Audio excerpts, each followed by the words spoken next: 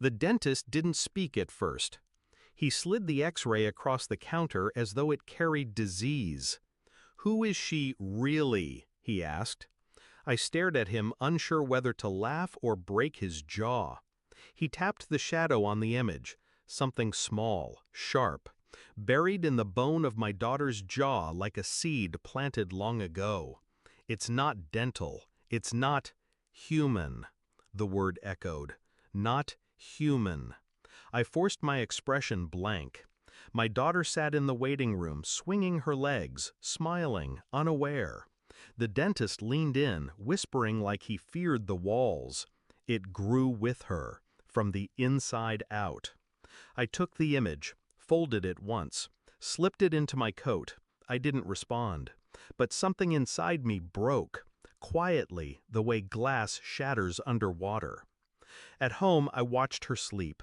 My daughter, 5 years old, breathing softly, clutching her toy rabbit.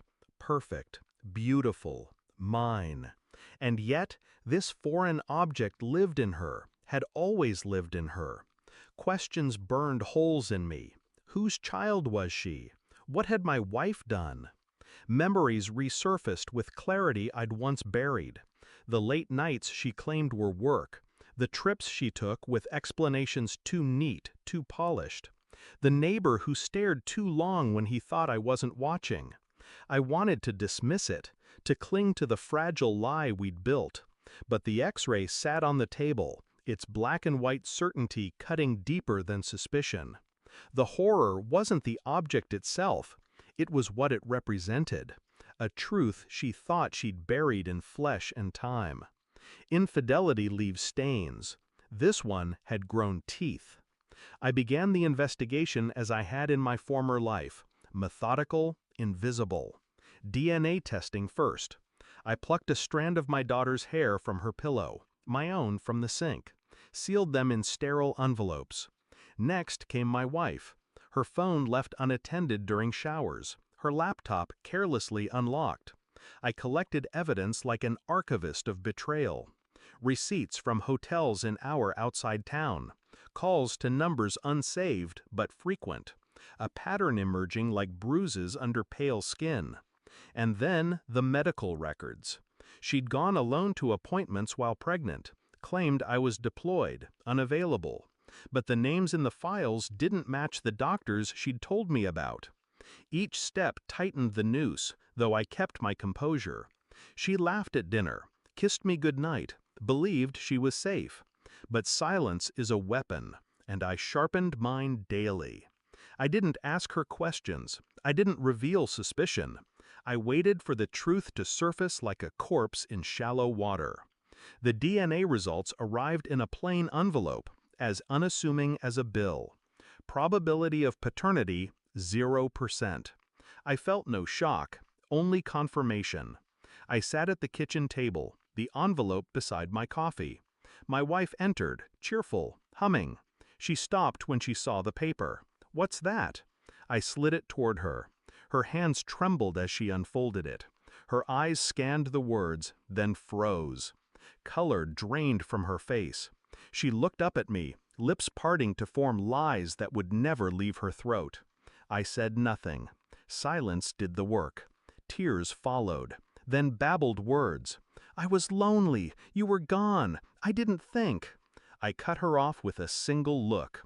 The truth wasn't negotiable, and neither was I. That evening, I set the X-ray on the table beside the DNA report.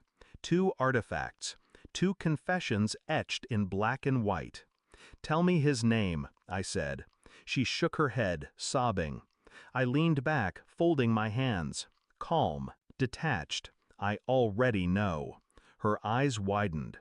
She understood then. This wasn't discovery.